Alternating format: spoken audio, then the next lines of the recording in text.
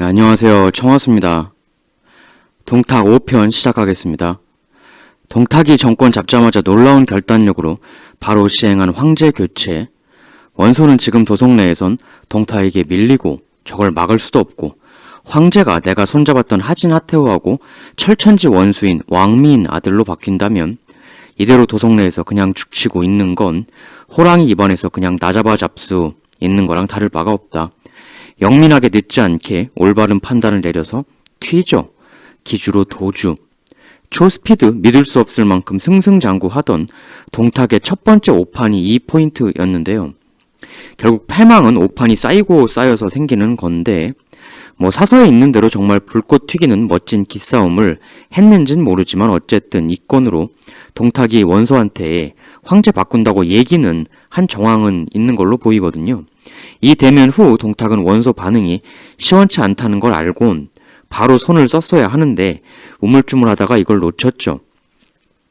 지금부터 설명드릴 반동탁 연합군이라는 사건이 사실 이 실수 때문에 벌어진 건데, 그냥 리스크를 감수하고 도성 안에 있을 때 원소를 전격 제거했다면 어땠을까? 호미로 막을 걸 가래로도 못 막은 전형적인 사례. 지금은 1cm 불꽃이어도 그게 언젠가 100km 불길이 들 수 있다는 걸 늘 명심, 세심한 삶을 살아야 하는데, 그러니까 이 동탁건 보면 신중하다는 게 무조건 행동을 뒤로 미루고 천천히 하고, 이건 또 아닌 것 같아요. 행동의 빠르고 늦음, 그게 아니라 어떤 한 요소를 제대로 간과하지 않고 철저히 파악하는 것, 그게 신중함이다. 원소는 동탁에 대해 신중하지 못했고 동탁은 원소에 대해 신중하지 못했던 거죠. 근데 이게 원래 원소 동탁이 서로 같이 놀던 사이도 아니고, 조조 원소는 예전부터 좀 같이 놀았지만 서로에 대한 정보가 부족할 수밖에 없었죠. 동탁은 원래 아주 유명하거나 얽히고 설킨 누구 잘 아는 인맥이 있는 것도 아니고, 원소는 유명한 인물이긴 했는데 동탁도 잘 알기가 어려웠던 게, 원소 집안을 봐도 원소 혼자서만 중불나게 강경파였거든요. 동탁도 원소? 원가 집안의 아들? 이 정도로 생각을 했을 텐데, 원소 이전까지는 환관들하고도 적당하게 타협하던 집안이었죠. 근데 원소가 혼자서 하도 반환관으로 튀니까 집안 어른이 원소에게 네가 지금 우리 집안을 멸문시키려는 거냐? 이렇게 윽박지르며 찍어 누르려고도 하고, 하여튼 집안 전체로 봐도 매우 튀는 인물이었어요. 왜 이렇게 원소가 튀려고 했냐 말씀 많이 드렸죠. 어머니가 노비의 자식이라는 부분 때문에 그게 열등감이 되어 필사적으로 용수철처럼 튀려고 한 원소 집안 어른이 말한 네가 지금 우리 집안을 멸문시키려고 하는 거냐. 근데 어쩌면 원소는 이걸 원했을 수도 있어요. 자신의 집안이 일정 부분 무너지는 걸. 이게 무슨 얘기냐? 이건 이제 얘기를 이어나가면서 말씀을 드리죠. 원가를 무너뜨리는 것이 원소의 놀라운 큰 그림이었다라는 얘기가 있어요. 여튼 동탁이 이렇게 판단을 못하는 사이에 무사히 기주로 도망간 원소는 이대로 자신이 지지했던 하태우, 하진과 절대적 원수인 헌재, 유협, 왕미인 아들이니까 이 사람이 나이를 먹고 자리를 잡아가면 황제가 내 진로도 끝장이다 라고 판단을 하고, 저들과 절대 공존할 수 없다 해서 그네들을 뒤집어 엎을 계획을 꾸미게 되죠. 근데 이 동탁 헌재 듀오를 뒤엎으려면, 듀오라고 하긴 좀 뭐하지만 이들이 엄청 나쁜 놈들이니까 없애야 한다. 나쁘니까. 이 논리가 나와야 하잖아요. 근데 어린 소년 헌재가 나쁜 놈이고 자시고 할 게 없으니 엎으려면 동탁, 이 천하의 나쁜 놈이어야 명분에 맞겠죠. 해서 동탁에 대한 후세 기록이 상당히 많이 와전되었다고 하시는 분들은 이러한 원소 그리고 그를 따랐던 수많은 청류 선비 세력들이 합심해서 원소 입장에선 헌재를 세운 이상 동탁이 망해야 자신이 사는 거잖아요. 그렇기 때문에 천하에 동탁이 나쁜 놈이라는 얘기를 퍼뜨려 나갔고, 일종의 정치적 정적을 무너뜨리기 위한 언론 마케팅을 했다는 거죠. 야, 동탁 저거 완전 나쁜 놈이야. 이렇게 철저하게 매도가 되어야 원소의 명분도 살고 전국 각지의 군웅이 일어서는 데도 도움이 되니 최선을 다해서 혼신의 힘을 다한 네거티브를 했을 것이다. 또 이때 언론이라는 게 지금처럼 개개인이 인터넷, SNS 할 수 있는 것도 아니고 언로가 지극히 제한이 되어 있거든요. 언론이라는 게 청류 선비들이 거의 다죠. 무엇보다 일단 글을 아는 사람들 자체가 적었고, 그러니까 주위를 둘러싼 언론 환경이라는 게 철저히 친원소 반동탁으로 구성이 될 수밖에 없었던 것이다. 또 그 언론이 최대한 가능한 한 동탁을 극도로 하나라도 더 깎아내려야 최대한 많은 반동탁 연합 세력을 하나라도 더 모을 수 있었을 테니까. 근데 나중에 동탁이 패자니 그를 위해 그 조작된 네거티브를 바로 나중에 잡아줄 사람은 아무도 남지 않게 되었다. 그래서 그게 이제 나중에 역사로 그대로 되어버렸다. 그 네거티브가. 뭐 이런 시나리오의 가능성도 한번 생각해 볼 수 있다는 게 그 동탁 옹호하신 분들이 제기하는 관점인 거죠. 사실 이 그 정치적 정적에 대한 네거티브라는 게 오늘날에도 이 네거티브 그냥 뭐 묻지마식으로 마구 퍼뜨리면 전혀 근거 없는 얘기라고 해도 그걸 바로잡는 게 굉장히 힘들지 않습니까? 인터넷도 하고 SNS로 뭐 항변도 하고 그렇게 해도 굉장히 힘들거든요. 근데 그 시기에는 뭐 더 힘들었을 거라는 거죠. 동탁이 강한 만큼 더 가열차게 네거티브를 할 수밖에 없었을 것이죠. 최대한 극대치로 최악의 나쁜 놈을 만들어야 최대한의 동탁에 대항할 만한 세력을 불릴 수가 있었을 테니까. 근데 논리적으로 여기 A랑 B 두 서로 경쟁 관계인 정파가 있어요. 아니 뭐 A, B 그냥 두 사람이라고 해도 되죠. 경쟁자. 이 철저하게 라이벌인 관계에서 이 B가 A를 깎아내리는 말을 한단 말이죠. 이 관계적 특수성 속에서 B의 A를 욕하는 그 말을 우린 어디까지 믿어줘야 할 것이냐. 당시 원소가 이끄는 청류들과 동탁이 딱 이 관계인데 그야말로 경쟁 관계죠. 나중에 결국 패자는 동탁이 되었고 이 경쟁 관계에서 승리했던 인물들이 동탁을 무너뜨리고자 천하 사람들을 한 명이라도 더 동탁이 아닌 내 편으로 끌어들이고자 하면서 했던 그 네거티브의 말들이 그대로 남은 게 역사의 기록이란 말이죠. 그렇다면 이 네거티브를 어디까지 믿어줄 거냐. 사실 따지고 보면 원소도 네거티브를 심하게 받은 게 있죠. 뭡니까? 이 원술이 저지른 건데 원술이 이랬잖아요. 원소 저거 어머니뿐 아니라 지 아버지도 사실은 우리 원가가 아니라 원가의 노비 중 하나였다. 부모가 모두 노비인 놈이 가짜 원시 행세를 하고 있는 것일 뿐이다. 실제로 이런 얘기를 했어요. 이걸 듣고 원소가 그야말로 대노했다고 하는데 오늘날 뿐만 아니라 이처럼 이 시대도 상대에 대한 이런 그 묻지마식 마구잡이 네거티브는 엄청나게 횡행했었다는 거죠. 그리고 그 네거티브를 행한 사람이 이기면 그게 그냥 네거티브가 아니라 역사가 되는 거죠. 만일 원술이 천하통일을 했다. 그러면 원소는 역사에 어떤 인간으로 기록에 남게 되었을까요? 사실은 아버지 어머니 모두 원가의 피가 아니면서 원가인 것처럼 사기치면서 지 멋대로 궁에 난입해 멀쩡한 사람들을 주먹을 휘두르며 마구 척살하기도 했던 포항무도하고 이중적인 사기꾼으로 우리에게 기억되었을 수도 있죠. 원술이 천하 황제였다면 사서는 100% 그렇게 기록하라고 했을 겁니다. 만일 역사라는 것이 써져 있는 그대로만 무조건 받아들이고 일체의 뇌활동을 하지 말고 오로지 뇌 정지 상태로 기계적으로 수용만 해야 하는 것, 그것이 역사라면 청하수 방송은 역사 방송이 아닙니다. 만일 그것만이 역사라고 한다면 저는 그렇다면 역사 방송이라고 불리기를 포기하겠어요. 아니 거부하겠습니다. 근데 저는 역사가 그렇게 한치도 기계적으로 벗어나서는 안 되는 무슨 수학 문제 풀이가 아니라고 생각하거든요. 인간과 기계의 차이가 뭡니까? 써져 있는 문자가 혹시 어떠한 의도에 의해 조금 삐뚤어진 게 아닐까? 아니면 그런 삐뚤어졌다고 하는 생각이 혹시 또 그게 삐뚤어진 건 아닐까? 그럼 진짜 진실은 무엇일까? 이렇게 끝없이 사고를 꼬리에 꼬리를 물고 상상 발전해 나갈 수 있는 힘, 이 자랑스러운 힘을 왜 포기하냐는 거죠. 이게 있으니까 수십 년 전부터 무슨 뭐 블레이드 런너니 뭐니 기계가 인간을 지배한다 SF 소설이 나와도 결국 그런 거 안 오잖아요. 앞으로도 안 와요. 그런 거 절대. 왜? 바로 이렇게 규격 외로 상상 사고에 나갈 수 있는 힘, 선을 벗어나는 상상, 이런 게 기계와는 명백히 다른 인간의 능력, 이게 있으니까. 근데 왜 이 사회교육은 사람들은 이런 걸 더 발전, 단련, 연습시켜주진 못하고 이런 걸 하려는 사람을 보면 오히려 돌팔매질을 하고 욕설을 퍼붓고 하냐는 거죠. 동탁 시리즈 제 1편에서 시작할 때 말씀드렸죠. 역사, 이 사자, 그 보면 가운데 중에서 이렇게 쭉 가운데, 즉 객관에서 시작하는 듯 하지만 이 선이 결국 아래로 가서는 이렇게 꼬부러지지 않습니까? 이렇게. 그리고 이 선이 그에 반하는, 그 꼬부러진 거에 반하는 또 다른 엇갈린 선이 반대 방향으로 하나 더 거지고 이 문자가 수천 년 전에 만들어진 걸 텐데 얼마나 대단한 통찰입니까? 인간에 대해 인간이 인간의 일을 바라보는 그 현상, 사람이 사람을 바라보는 그 현상의 본질을 너무도 기가 막히게 통찰하고 있는 문자 아닙니까? 이 구부러진 사자가. 역사란 기본적으로 꼬부라진 거예요. 한쪽으로. 그런 성격이 내재할 수밖에 없다는 걸 이 사라는 글자가 알려주고 있다. 근데 대체 무슨 용기로 내 말, 내가 기존에 배운 지식만 무조건 정답이라고 하냐. 무식하면 용감하다는 말. 버트런드 러셀 경이 말씀하셨죠.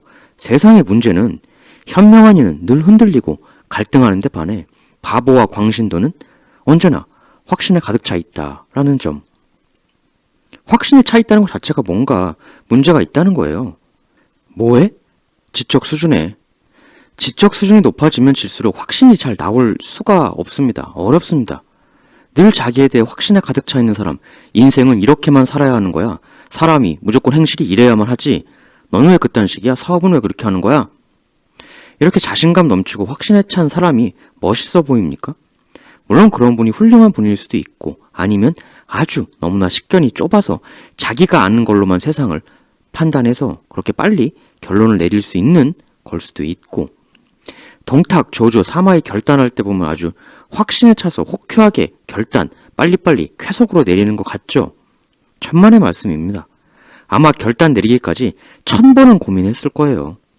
단 그 고민을 뒤로 미루지 않고 엄청 집중적으로 파고들면서 했기에 집중적으로 속도가 빨라 보이는 것일 뿐인 거죠.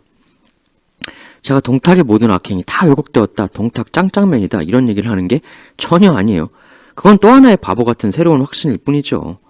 그냥 단지 기존 확신에 대해 한번 그게 100% 진실일지 아니면 70% 정도만 진실일지 아닐지 어떨지 한번 여러 여지를 두고 생각을 하는 그런 습관을 우리가 가져보자는 거죠.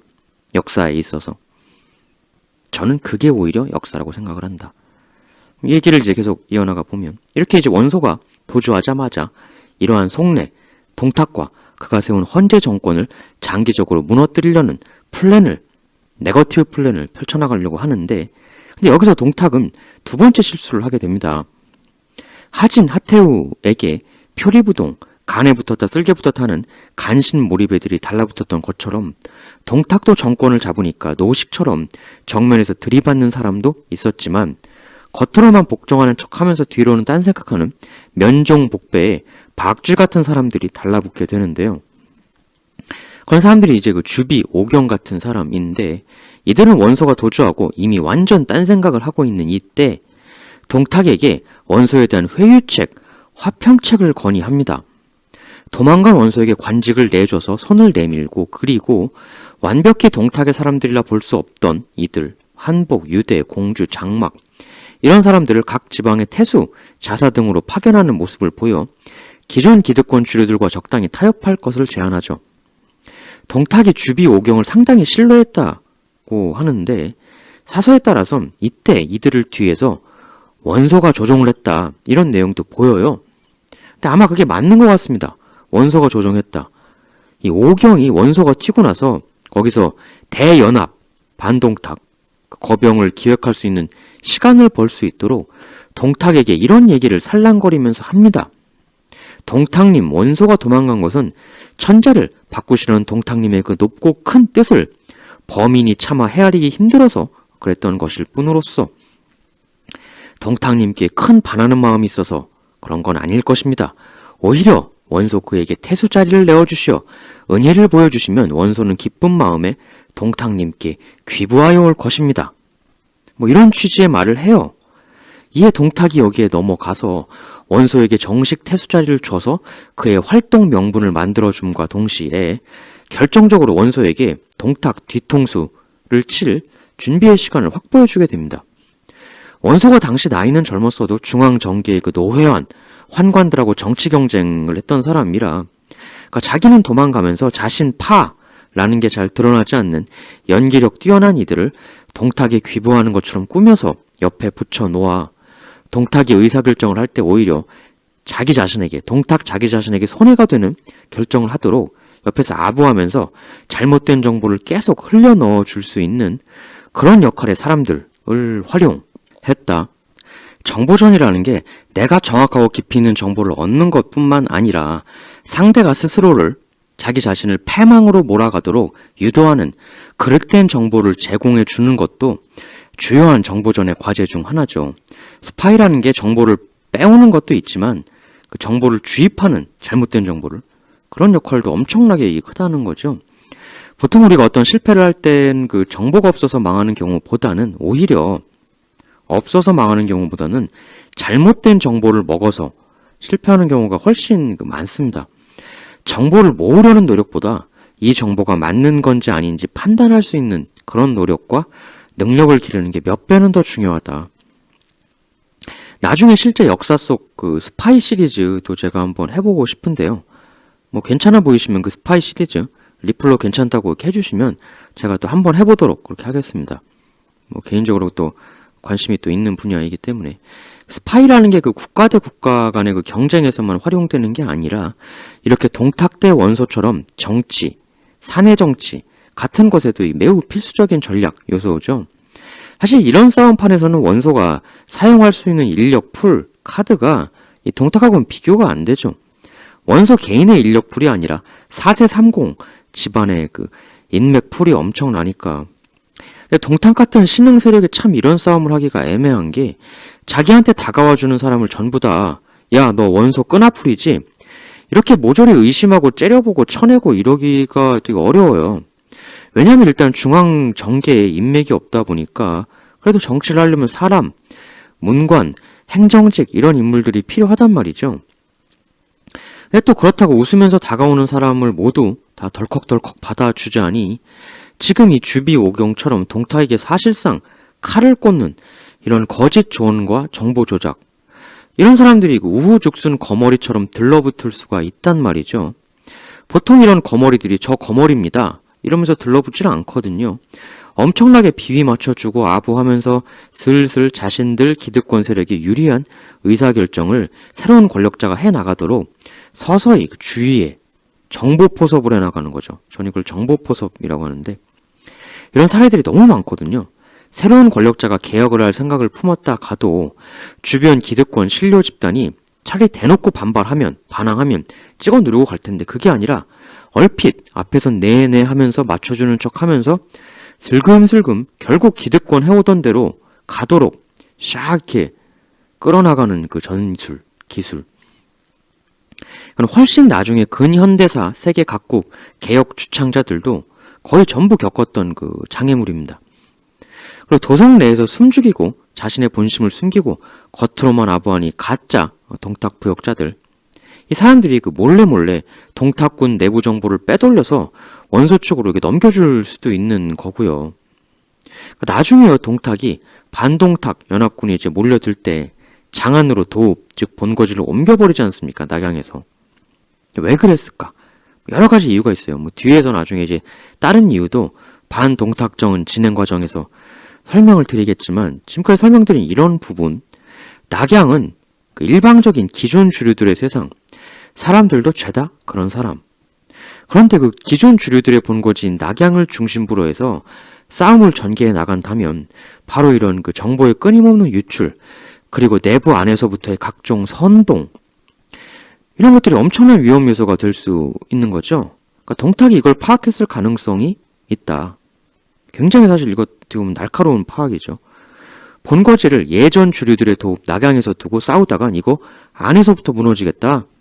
그걸 깨닫는 순간 바로 과감한 결단, 천도 를 한 거죠. 이걸 파악해서 한 것이 아니겠느냐. 사실 이 동탁이 진짜 괴물인 게 황제 교체, 천도 이런 게 정말 너무나 어려운 그야말로 누구도 쉽게 결단 내릴 수 없는 것들인데 해야 되겠다 깨닫는 순간 그냥 바로 해버려요. 이런 엄청난 결단력을 가진 리더가 진짜 역사에서 별로 없거든요. 이건 그냥 뭐 빨리 했다는 게 중요한 게 아니라 그만큼 집중적으로 그 요소를 파악하고 분석을 했다는 거죠.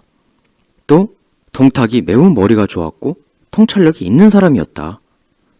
물론 뭐 그런 것도 있지만 이런 결단을 과감한 결단을 할 수 있게 된 데는 지금부터 설명드리는 이 일련의 아픈 경험들도 영향을 미쳤을 걸로 생각이 됩니다. 결국 도망간 원소는 각지 그 태수 자사들과 동탁에 대해 들고 일어나자고 선동을 하는데 이때 한 가지 공작을 합니다. 그 동군 태수 교모라는 인물을 활용하여 이 교모가 이제 당시 황제인 그 헌제 유엽 이 칙서라고 위조 문서를 하나 만들어서 천하에 뿌려요. 어떻게 이제 뿌리냐면 이렇게 되어 있습니다. 위조 칙서, 나 황제죠. 나는 지금 동탁으로부터 핍박을 받고 있으나 내 스스로의 힘으로는 헤어날 길이 없다. 부디 각지의 의로운 공신들이 의병을 일으켜 나라의 환난을 풀어주길 바란다. 이런 가짜 문서를 만들어 퍼뜨리고 이를 빌미로 대거병을 일으키죠. 이 거병에는 태수, 자사 등의 사람뿐만 아니라 다들 아시듯 조조, 유비 등 후일 삼국지판을 주도하는 사람들도 참가하게 되죠. 이 조조 같은 경우는 동탁의 포섭 제안도 거부하고 뛰쳐나와서 원소의 움직임에 호응해 자신도 반동탁 연합에 가담을 합니다. 사실 조조 같은 경우는 환관 거두의 자손이기 때문에 환관하고 적대하는 것으로 자신의 정치적 커리어를 쌓으려는 그 원소와 같은 방향을 걷는다는 게 이게 뭔가 좀 안 맞는다 이렇게 볼 수도 있지만 애초에 조조가 동탁의 포섭 제안도 거부하고 도망친 건 사서에 나와 있는 대로 그 시점에서 동탁은 결국 나중에 패망할 거라고 봤기 때문인 거죠. 굳이 원소가 아니더라도 시대 자체가 각 지방 호족 세력들 나중에 청류들의 세상이 될 것이다. 이렇게 된 건 황건적의 난으로 이미 한 중앙조정의 힘이 한계에 다다랐으면 명백해진 거고 그렇게 되면 결국 각지에 있는 대지주 호족들 그들을 휘어잡는 사람이 천하를 잡는 세상이 온다. 그 호족의 대표 주자로 거듭나는 원소의 길을 따르는 게 일단은 지금은 승리의 길이다. 그리고 대환관의 손자 조조에게 이걸 가능하게 만든 건 조조의 할아버지 환관조 등 이 그 대단한 능력을 가진 정치인이 자신이 탕류면서도 청류 인사들에게 굉장히 호의적으로 하고 청류를 정치적으로 구원해주기도 했던 그러한 움직임 그런 것이 조조가 청류들하고도 나중에 섞이는 게 가능하게 만들어준 하나의 장치가 되었다. 조등이 없었으면 조조도 없었다. 유비의 힘이 아무리 어려운 상황에서도 나를 버리지 않는 동지를 만들 줄 아는 그런 힘이었다면 조조의 장점은 바로 이런 유연함. 내가 동쪽으로 가다가도 이 길이 아닌 것 같다. 이 길로 가면 미래가 안 좋아 보인다 하면 바로 지체 없이 서쪽으로 틀어버리는 틀에 얽매이지 않음. 틀에 얽매이지 않는다는 건 정확한 판단력이 있기 때문에 이제 빛을 발하는 거죠. 판단력이 뒷받침되지 않는 유연함은 유연함이 아니라 그저 줏대 없는 왔다리 갔다리 좌충우돌에 불과하다. 원소랑 동탁도 살아온 배경이 극과 극이지만 유비랑 조조도 참 극과 극이죠. 극과 극이면서도 둘 다 최고의 자리에 올랐으니까 성공에 이르는 길은 절대 한 가지가 아니다. 다 자신만의 방향을 고수하다 보면 그걸 절차탕마하다 보면 기회를 얻을 수 있다. 저같이 성공하지 못한 철저하게 평범하게 짝이 없는 소시민이 논하기는 좀 웃긴 테마긴 합니다만 여튼 이 교모의 위조칙서를 받은 각지의 군웅들은 그 뒤에 있는 원소 그리고 갑자기 갑툭튀해서 중앙 정권을 장악한 동탁 이 둘 중에 선택을 해야 하는데 당연히 기득권들 입장에선 신흥 세력 쪽 편을 들어줄 리가 없죠. 이 경문의 호응에 일어선 게 우리가 흔히 그 18로 제후라고 알고 있는 그 사람들인데요. 이 사람들 입장에서도 동탁한테 빌빌거리느니 동탁을 몰아내고 그걸 통해 중앙조정에서 나중에 지분을 받아내는 게 당연히 이제 낫다고 보는 거죠. 이 소설 연의에서 말하는 18로 제후하고 실제 역사하고는 좀 달라요. 연의에 나온 참가자 중에 실제 정사에선 참가하지 않은 그 인물들이 있습니다. 이 누군지 한번 보시죠. 일단 공손찬 참가 안 했어요. 연의에서는 제14군으로 참가했다고 나오는데 참가는 고사하고 오히려 반동탁 연합군 측 일부 군웅을 오히려 공격을 합니다. 그러니까 반동탁 연합이 아니라 반동탁 연합의 반대 세력이었다고 할 수도 있을 정도의 그 이상한 움직임을 보인 건데 이건 또 뒤에서 나중에 또 설명드리겠습니다. 또 연희에는 그 제13군으로 참가했다고 알려진 마등 역시도 실제로는 참가하지 않았습니다. 보시면 아시겠지만 좀 외곽 지역, 이민족하고 경계에 있는 그런 쪽 사람들은 잘 참여를 안 했음을 알 수가 있죠. 왜 변경 쪽 군웅들은 반동탁 쪽에 참여를 안 하는 걸 넘어서 오히려 반동탁 파 쪽을 역으로 공격하거나 되려 동탁 쪽에 붙으려고 했는가? 이걸 보면 우리는 동탁 대 반동탁의 싸움이 단지 폭군 짐승 대 정의의 사도 이런 대결이라기보다는 어떠한 그 세력 대 세결의 대결, 즉 이제 중앙, 문벌, 호족, 기득권 세력 대 중앙을 침탈해 들어오려는 변방 세력, 뭐 그 자존심 대결적인 측면도 생각해 볼 수가 있다. 변방 세력의 중앙 침범을 용인치 않는 중앙 사람들의 그 경쟁의식, 결국 동탁의 꿈이라는 거는 중앙으로의 진출을 바라던 변방의 꿈, 그것의 좌절이라고 볼 수도 있는가. 근데 이러면에도 불구하고 삼국지 연의에서는 뭐 당대 유명한 군벌이면 그냥 모조리 다 갖다 넣었어요. 뭐 소설 올리니까. 뭐 이외에도 뭐 12군 도겸, 10군 공룡, 처음엔 참가하지 않았었죠. 나중에는 뭐 뒤늦게 합류 비스무리하게 했습니다만. 그럼 실제 참가한 사람은 누구냐? 이 정사에 보면 이래요. 뭐 원술, 한복, 공주, 유대, 왕광, 원소, 장막, 교모, 뭐 원유, 포신 등인데 이들이 동시에 함께 군사를 일으켰는데 그 무리가 각각 수만에 이르렀고 원소를 추대해 맹주로 삼았다 이렇게 돼 있어요. 조조 같은 경우는 뭐 분무장군직을 대행했다 이렇게 돼 있고 물론 유비도 참가했습니다. 근데 이들이 이제 그 삼국지 연의에서는 엄청난 수십만 대군이 모여서 위풍당당 쫙 해 몰고 들어갔을 것 같잖아요. 거기서 뭐 유비, 삼형제가 처음에는 홀대받다가 관우가 이술이 식기 전에 화웅의 목을 베겠소. 뭐 이런 그 엄청난 얘기. 근데 이 그 연희 이야기 말고 실제 사서에서는 그 이게 이제 어떻게 묘사가 되고 있는가? 후한서 동탁열전 보시죠. 동탁이 평소에 천하가 모두 환관이 충신과 어진이를 주살한 것을 미워한다는 걸 듣고서 그것을 반영하여 비록 동탁 자신은 무도하지만 스스로 본성을 감추고 묻 선비들을 발탁하였다. 당고의 화에 연루된 이들 및 숨은 선비도 많이 뽑았다. 당고의 화는 이제 환관들이 청류를 숙청한 그 사건이죠. 그때 연루된 청류들 그리고 이름이 잘 알려지지 않았던 그러나 뭐 유능했던 숨은 선비도 많이 뽑았다는 거예요. 물론 동탁이 이제 청류들한테도 손을 내밀었고 화해 제스처 거기다가 이제 숨어있는 인재도 많이 발탁했다. 이 얘기는 뭡니까? 이 내용은 그 이전에 비하면 나름 공정하게 인사를 했다 이거죠. 또 그동안에 환관 뇌물 혹은 호족들의 그 청류들의 추천 카르텔 그런 거에 밀려서 그 올라오지 못하던 숨은 인재도 동탁은 뽑았다는 거고.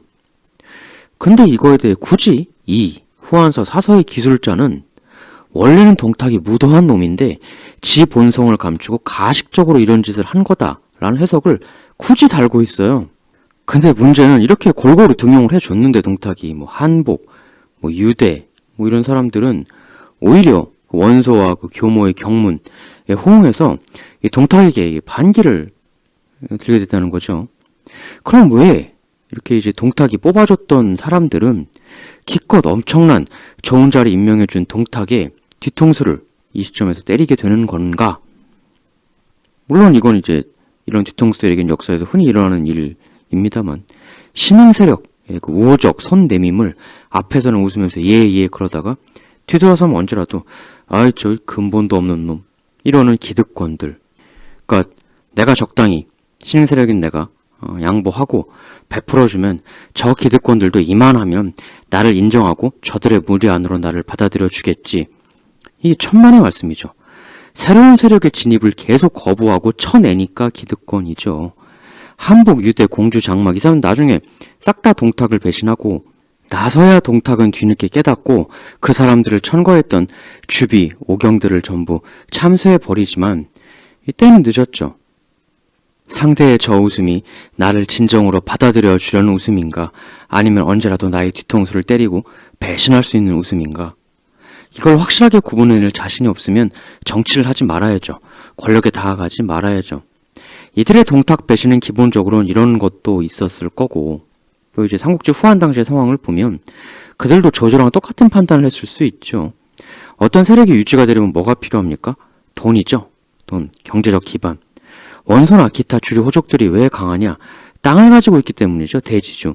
그래서 일반 농민들을 거의 소작농 가깝게 부리면서 엄청난 생산물과 부를 축적하는, 아무리 병사가 많아봐야 그 병사들 줄 월급, 경제력이 없으면 100% 와야 되는 것, 이 조조같이 동탁한테 임명받고도 배신한 인물들, 그들이 이제 동탁이 얼마 못 갈 거다라고 예상한 거는 뭐 동탁의 어떤 뭐 개인적인 능력 뭐 이런 차원에서의 통찰처럼 얼핏 보이지만, 그런 것도 있겠지만 그보다는 그 당대의 그 주류들이 굳이 동탁을 지속적으로 경제적 지원을 해줘야 될 이유가 없었거든요. 뭐가 아쉬워서 그 사람들이.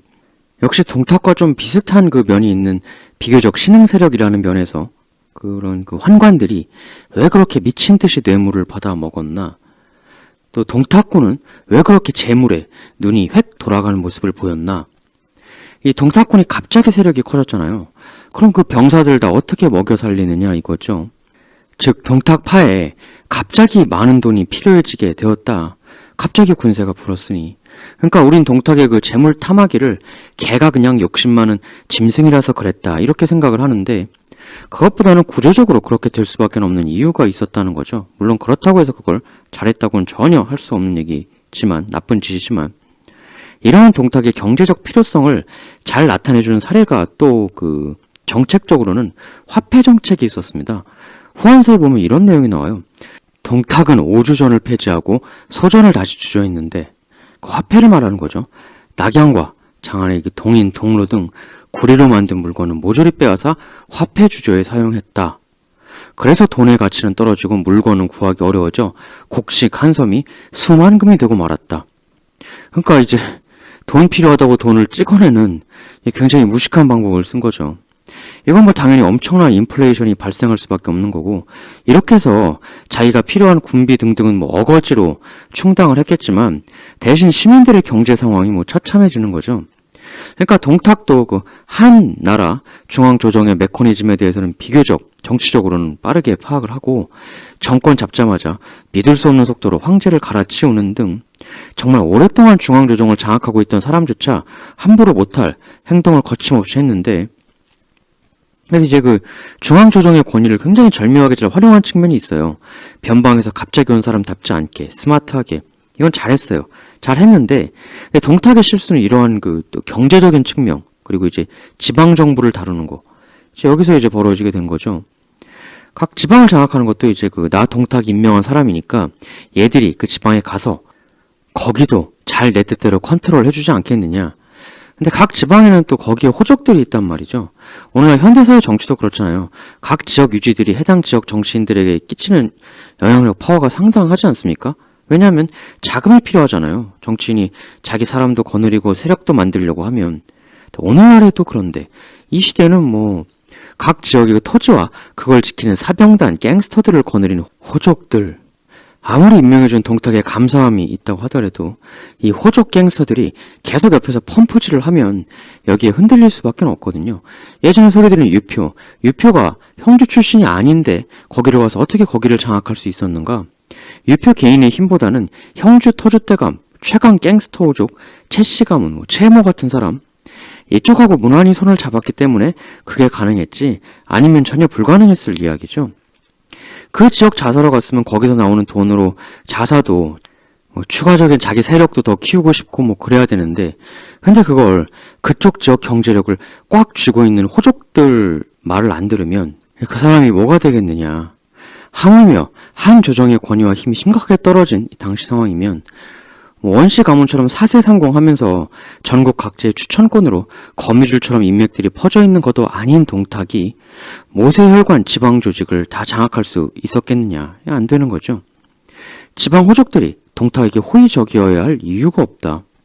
오히려 지방 호족의 지원을 등에 업은 군웅이 중앙의 동탁을 깨부숴주면 더더욱 그 이후 만들어지는 중앙 정권은 지역 호족들의 이권을 보장해주는 정책을 펼 수밖에 없으니, 이거는 동탁이 황제 갈아치운 거랑 똑같은 거죠. 내가 주도해서 정권자를 갈아치우면 그 정권자를 나를 위해 줄 수밖에 없으니, 뭐 지방 호족들도 똑같은 거고, 당시 상황상 동탁이 임명한 지방관들이라고 해도 이런 해당 지역 호족들의 여론을 무시할 수 없었다. 결국 이렇게 자기가 임명한 사람들이 반동탁 연합군의 일원이 되는 황당한 일을 겪게 된 동탁.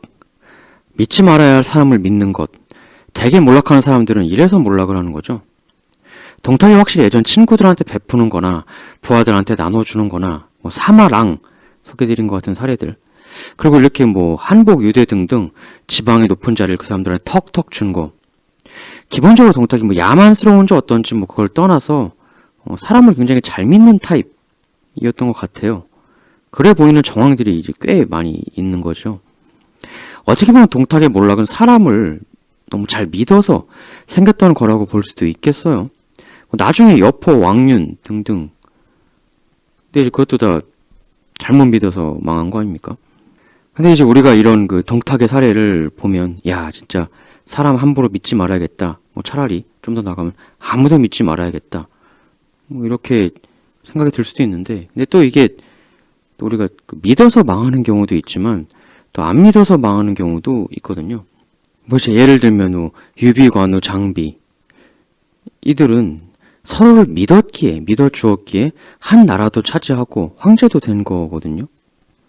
그러니까 남을 안 믿고 살면은 뭐 큰 손은 안 볼지도 몰라요. 근데 또 그렇게 살면은 결국 얻을 수 있는 건 굉장히 그 작은 것들 뿐일 거라는 거죠. 유비, 관우, 장비, 서로를 완벽하게 믿었기에 엄청난 걸 얻었죠, 나중에. 그러니까 이제 이 그 믿음이라는 카드를 어떻게 쓰느냐. 동탁도 분명히 유비처럼 자기 패밀리 내에서는 부하를 믿고 동료를 믿고 그런 걸 했으니까 사실은 그 정도 자리까지 갈 수 있었던 걸 거예요. 다만 면종복배, 구밀복검, 중앙정계 극도의 노회함에 대처하기 위해서는 과거에 이제 자기가 커왔던 성공했던 그런 방법 말고 좀 그때는 새로운 형태의 그 믿음의 전략이 필요했었는데, 근데 뭐 배신이라고 하면 아까 그 뭐 유대 뭐 이런 사람들은 이렇게 얘기할 수 있어요. 배신은 무슨 배신이냐? 아니 뭐 우리가 뭐 애초에 동탁 부하도 아니었는데 우리를 믿고 관직을 준 동탁이 바본 거지. 우리가 뭔 배신이야? 이렇게 부하도 아니었는데 뭐 이럴 수도 있는 거예요. 여하튼 사태가 이렇게 되고 나니까 또 동탁은 여기서 이제 그 또 엄청난 스피드로 역시 엄청난 일을 또 하나 저지르게 되는데요. 그게 이제 그 원래 황제였던 전 황제였던 소재 유변, 자기가 홍롱왕으로 격화시킨 그 인물 있지 않았습니까? 그를 제거하기로 또 마음을 순식간에 먹습니다. 그리고 바로 실행하죠. 이 결단은 그야말로 죄악이죠. 이건 뭐 변명의 여지 없는 동탁의 죄인데, 근데 동탁 입장에서는 왜 그랬냐? 이 폐위 전 황제를 그대로 두면 그 황제를 재옹립하겠다라고 하는 그 움직임의 명분이 될 수가 있기 때문에 이제 그런 거죠.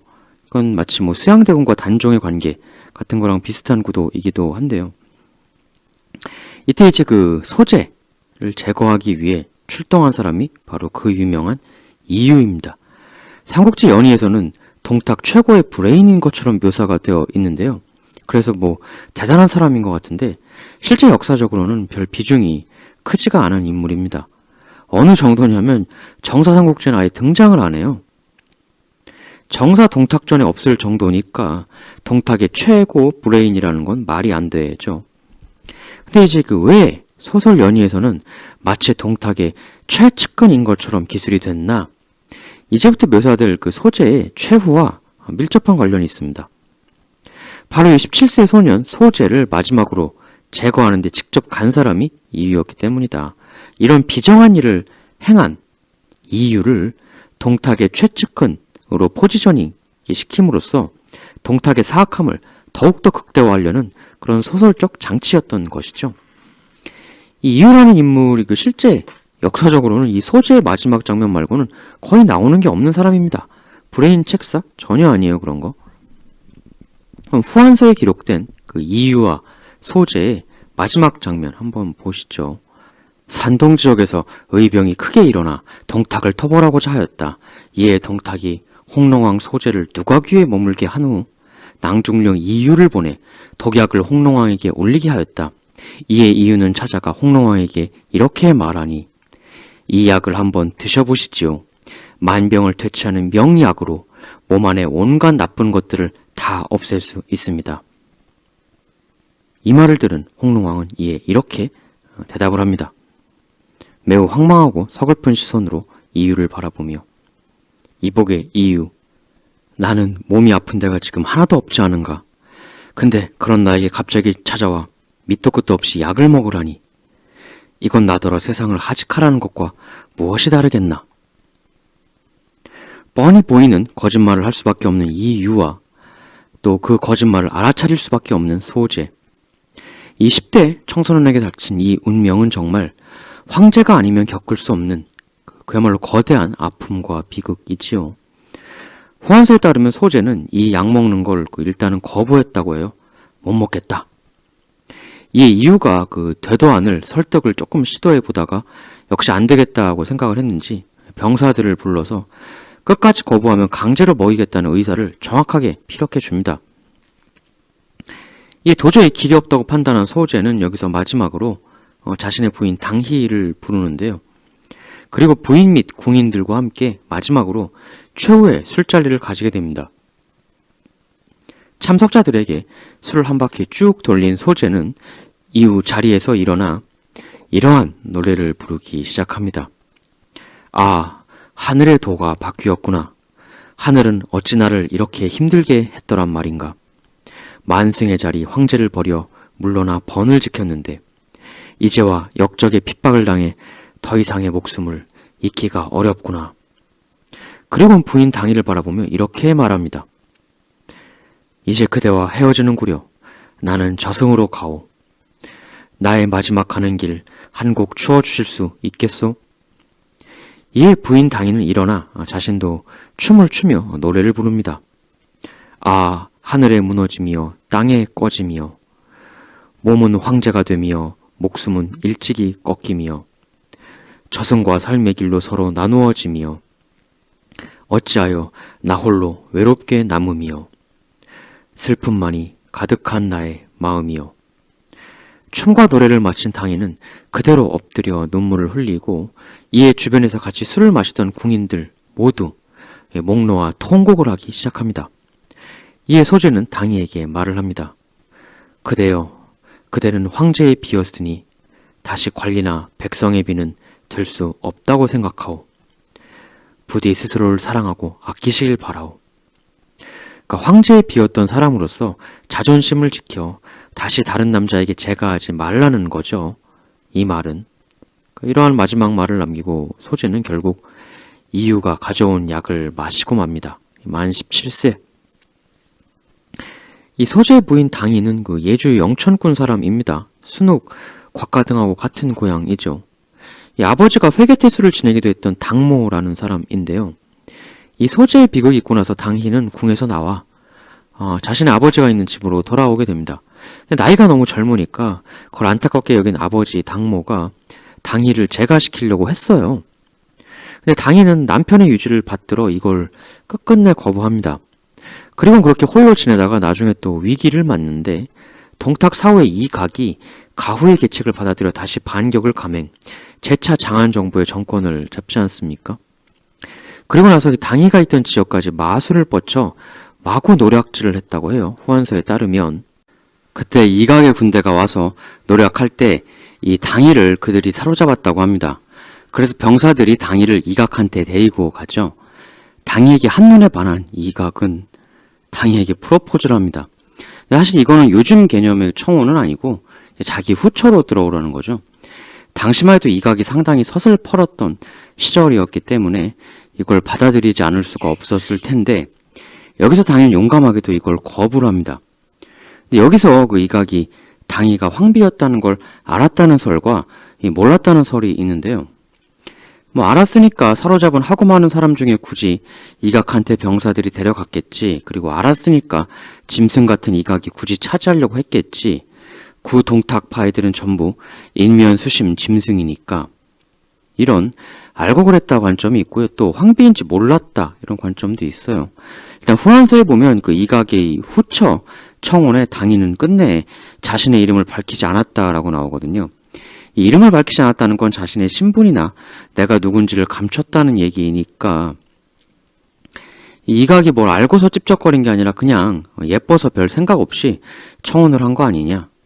이 한기라는 책에 따르면 이각이 당희를 욕보였으나 당희는 끝끝내 자신의 이름을 밝히지 않았다라고 되어 있어요. 심지어는 욕까지 보인 모양입니다. 이 각이. 근데 뒤늦게 이 사실을 알게 된 사람이 있으니 그가 바로 이제 그 가후인데요.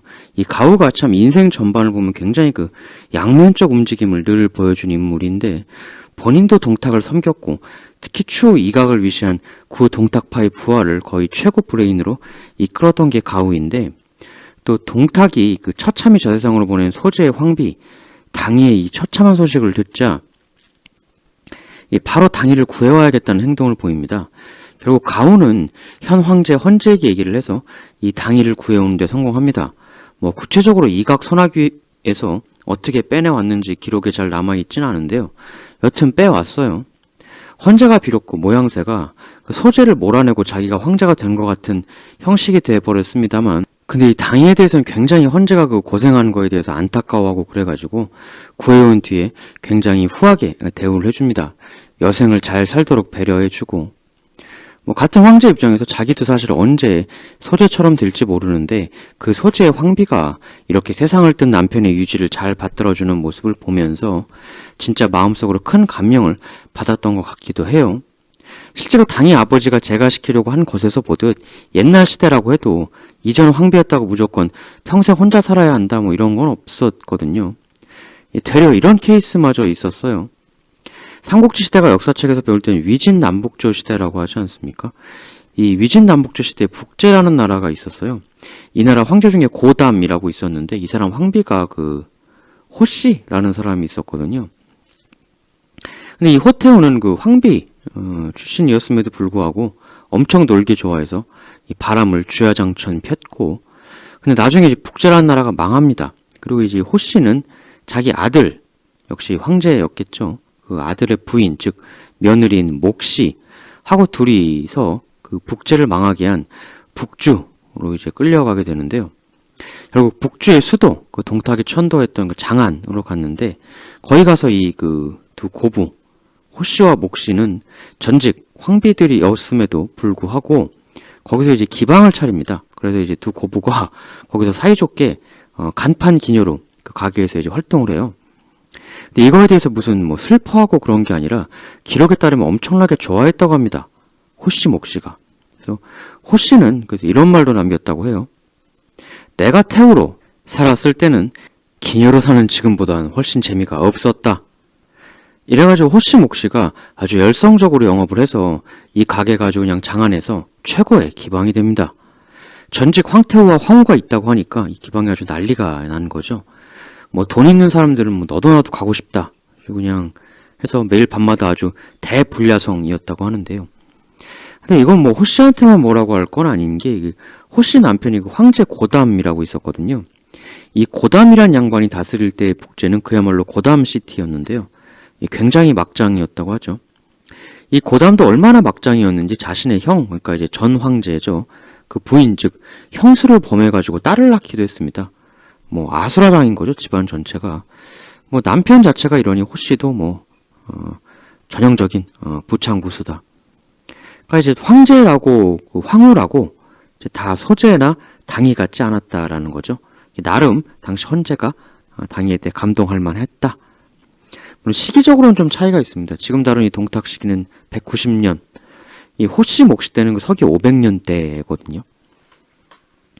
여튼 이렇게 참담하게 소재가 세상을 뜨는데 참담한 일을 겪게 된 거니 또 그 비단 소재뿐만은 아니었습니다.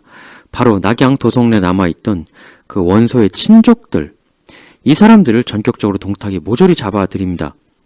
그리고 이미 한번 회유축을 썼다가 아주 쓰디쓴 배신의 맛을 동탁이 봤잖아요. 그래서 조금도 지체하지 않고 원소 그리고 원술의 숙부이기도 한 원외, 뭐 그 외에 또 원기, 뭐 이런 원씨 일족들을 모조리 참수해버리고 맙니다. 아까 말씀드린 원소에게 네가 우리 집안을 멸문시킨 셈이냐? 라고 질책했던 게 바로 지금 이 동탁에게 당한 그 숙부 원외였거든요. 당시 원외의 그 얘기는 대환관을 상대로 한 얘기였지만 결과는 진짜 멸문에 가까운 낙양의 원가 사람들은 뭐 원외 원기 아주 다 동탁한테 참수당했으니까요. 근데 이거를 이렇게 되려는 걸 원소가 몰랐을까? 상식적으로 자기만 쏙 빠져나와서 자기 친척들은 다 도성 내에 있는데 그거를 자기한테 회유의 손짓도 제시한 동탁의 손을 완전히 뿌리치고 뒤통수 제대로 때린 건데, 거기다가 온 천하에 동탁 천하의 대야만 난적이다, 오만 네거티브 다 하고 있고, 이런데 이걸 도성의 그 자기 친척들을 동탁이 멀쩡히 살려보낼 줄이라 생각을 했을까? 말이 안 되거든요. 최소한 원소가 이 동탁의 원가 참사를 정치적으로 상당히 이용한 건 맞습니다. 이로써 천하의 여론은 굉장히 그 원소에게 호의적으로 변하게 되죠. 피해자 원소, 가해자 동탁. 이 구도를 굉장히 활용을 하는데 원소가, 근데 여기서 한 발 더 나가서 원소가 아주 그 무시무시한 밑그림을 그린 게 아니냐. 즉 사실 자기가 지금까지 했던 그런 짓을 하면 동탁이 자기 친족들 멀쩡히 남겨두지 않으리라는 건 삼척동자도 예상할 수 있는 일이잖아요. 정말 친족을 구하고 싶었다면 사실 동탁이 발에 태수 주고 회유했을 때, 아, 예, 동탁님 감사합니다, 앞으로 충성하겠습니다, 이렇게 가식적인 서신 보내서 안심시키고 그 틈에 몰래 친족들 전격적으로 빼오고, 그러고 난 후에 난을 일으켰어도 되는 거였거든요. 근데 굳이 그렇게 하질 않았단 말이에요. 왜 그랬을까요? 1. 동탁의 잔악성을 부각시키기 위해 친족의 목숨을 일부러 이용했다. 이런 견해가 있어요. 즉 친척들을 못 구한 게 아니라 안 구한 거다. 이걸로 전국 각지에 퍼져있던 관직 추천권으로 직간접적으로 원가에 끈이 닿아있던 수많은 청류나 기타 사람들은 동탁을 천하의 나쁜 놈으로 욕하면서 그게 자연스럽게 네거티브 마케팅으로 형성이 되었는데, 원소가 이걸 노렸다. 속부동 친척의 목숨을 도구로 이용해서 그랬다. 만일 이거라면 원소는 우리가 흔히 삼국지에서 조조가 아주 비정하다고 알고 있지 않습니까? 자신을 구해주려 한 여백사도 자기에게 방해가 될 것 같으니까 냉정하게 베는 등. 근데 뭐 이 에피소드의 사료적 실체에 대해서는 이전에 한번 말씀드렸죠. 근데 지금까지 말씀드렸던 이게 사실이라면 원소의 비정함은, 이건 뭐 조조 같은 경우보다는 뭐 한술 더 뜨는 거죠. 이게 정말 상상을 초월하는 건데, 아니 근데 친척들이 도성 안에, 동탁 세력권 안에 그대로 있는데 빼내오고 나서 나중에 할 수도 있는 걸 왜 굳이 그때 동탁 잡겠다고 온 천하에 요란스럽게 다 떠들면서 들고 일어나냐는 말이죠. 이게 매우 의심스럽죠. 여기서 원소가 노린 하나의 목적이 더 있었다는 추론도 있는데요. 2. 원가를 장악하기 위한, 자신이 원가의 대표 선수로 우뚝 서기 위해 집안의 어른인 숙부 원외, 그리고 원기라든가 이런 세력들이 싹 없어져 주면 자기가 원가의 원탑, 대표 선수가 되기 더 쉬우니까, 즉 원가라는 자산을 자기가 독점하는데 더 유리해지니까 그런 것까지 노렸다. 이 한수로. 또 성장 과정상의 감정적 부분에 대한 추정도 있습니다. 원소가 가문 밖에서야 원가 도련님 이렇게 대접을 받았지만 가문 내에서는 일단 원술이 무시하죠. 근데 이 무시를 원술만 했겠느냐. 그 원술이 말한 그 원소의 출생의 비밀, 의문, 이걸 밑도 끝도 없이 원술만 가졌을 리는 없거든요. 그런 의문을. 집안 사람들이 전체적으로 얼짜 원소를 무시했을 것이고, 따라서 원소는 밖에 나가서는 내가 원가의 자식이야 이렇게 뻐겼을진 몰라도 마음 한편으론 원가 사람들 전반에 대한 증오심, 그걸 가졌을 수 있다. 자신이 원가라는 걸 정치적으로, 출세적으로 철저히 이용하지만 동시에 마음으론 원가를 증오하는 그런 이중적인 면이 원소에겐 있었다. 바로 이 세 가지 면으로 인해 사실상 원소가 일부러 친척들의 처참한 비극을 방조 혹은 고의적, 전략적으로 유도했다. 라고 보는 관점도 있는 거죠. 결국 원소는 이러한 사태들 이후에 급기야 기주에서 아주 요란스런 출정식을 벌이기까지 이릅니다. 그냥 단순히 동탁 토벌하자 이런 것뿐만 아니라 내가 차세대 최고의 정치 유망주다라는 걸 이 기회에 천하에 제대로 각인시키려고 아주 30대 혈기왕성했던 원소는 그야말로 다양한 정치적인 쇼, 퍼포먼스도 함께 펼쳐나가게 되었던 거죠. 물론 이건 아까 말씀드린 동탁 네거티브 언론 플레이의 일환이기도 할 겁니다. 당시 그 원소의 출정식에 대해 헌재춘추에 묘사된 바가 좀 있습니다. 그 원소는 기주 유력 인사들과 백성, 여긴 무려 10만 명을 모았다고 여기 나오는데 엄청난 뭐 정치적 퍼포먼스죠. 이제 그 앞에서 이제 재단을 쌓고 피를 흩뿌리며 맹세를 했다고 합니다.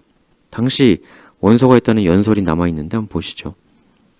적신 동탁은 황실이 힘이 약해진 틈을 타 무장한 군사들을 이끌고 황궁 안에 허락 없이 들어와 왕조를 넘어뜨리고 짓밟고 하태우를 유폐시키고 홍롱왕과 함께 잠살했으며 어린 황제를 끼고 충신들을 베며 궁궐을 불태우고 궁인을 삶아 처형하고 묘를 파헤치니 그 잔혹하기가 실로 귀신 같은 놈이라 아니할 수 없다. 이 동탁의 짓에 온 세상 사람들이 크게 울고 있으며 인자하고 현명한 사람들은 마음의 괴로움에 병이 나고 의로운 선비들은 분연히 일어나 구름처럼 일어나고 안개처럼 모여들고 있다. 이에 우리 모두는 하늘의 명을 받들어 동탁을 벌하고자 한다. 우리의 분기는 바로 하늘을 대신해 역적 동탁에 내리는 벌이다. 원소는 이 장광설 10만 관중 출정식과 함께 동탁을 치기 위한 본격적 군사 행동을 취해 나가는 듯 했는데, 근데 여기서부터 또 반동탁 연합군은 그 매우 이상한 움직임을 보입니다. 우리가 알기로는 각지의 군웅들이 쫙 모여서 원소 맹주 휘하에서 무려 수십만 대군이 뭐 동탁에게로 쫙 몰려가 뭐 화웅 나타나서 휘젓고 거기에 갑자기 관우가 뭐 술 씻기 전에 정리하고 오지요. 뭐 이런 멋들어진 대결이 있었다고 알고 있는데 실제로는 이 어땠는가? 원래 이변편에 그 본격적인 전투 이야기 할 수 있지 않겠냐 봤는데 이게 조금 내용이 얘기하다 보니까 좀 길어졌어요. 그래서 좀 정리를 하고 그거 이제 다음 편에서 좀 말씀을 드려야 될 것 같거든요.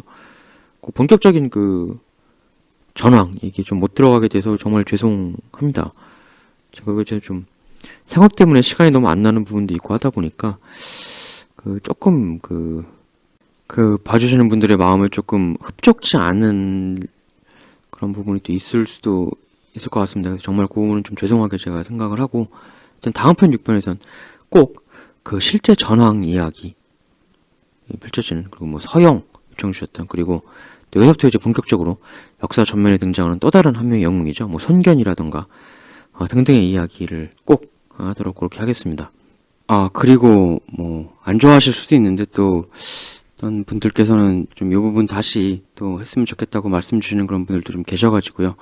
제가 그 여러 그 뭐 위인들이라든가 그 중요한 인물들의 그 좋은 얘기 말씀 이걸 좀 소개해드리는 그런 시간 가지겠다고 해서 뭐 몇 번 제가 하지 않았습니까? 오늘 하나 그 말씀을 좀 가져와 봤어요. 예, 그 유명한 알베르 까미 한 얘기인데요. 까미는 이런 말을 남겼습니다. 인간은 결국은 죽는다. 그러나 반항하며 죽어야 한다. 예, 아주 멋있는 말이죠. 어떻게 보면 오늘 쭉 소개드린 뭐 원소나 뭐 동탁 이런 사람도 결국은 그 대단한 권력자로 보이지만 실상은 세상에 반항했던 인물이었을지도 모르겠습니다.